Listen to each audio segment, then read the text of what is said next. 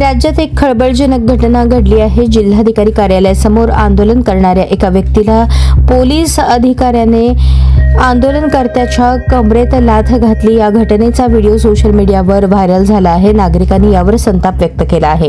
जालना येथील एका व्यक्तीच्या पत्नीने परस्पर दुसरे लग्न केले। या व्यक्तीने या संदर्भात पोलिसांशी संपर्क साधला, पण पोलिसांकडून मदत झाली नसल्याचा आरोप व्यक्तीने केला।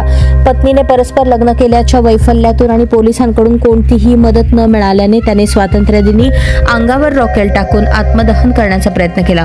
पत्नीने परस्पर दुसरे लग्न केल्याने वैफल्यग्रस्त व्यक्तीने अंगावर रॉकेल घेऊन आत्मदहनाचा प्रयत्न केला। या व्यक्तीला कमरेत पोलीस अधिकाऱ्याकडून लाथ मारतानाचा व्हिडिओ समोर आला आहे। ध्वजारोहण कार्यक्रमाच्या अगोदर घडलेल्या या प्रकरणानंतर पोलिसांनी गोपाळ चौधरी नावाच्या व्यक्तीवर गुन्हा दाखल केला। लाथ मारतानाच्या व्हिडिओवर पोलिसांकडून स्पष्टीकरण देण्यात आले आहे।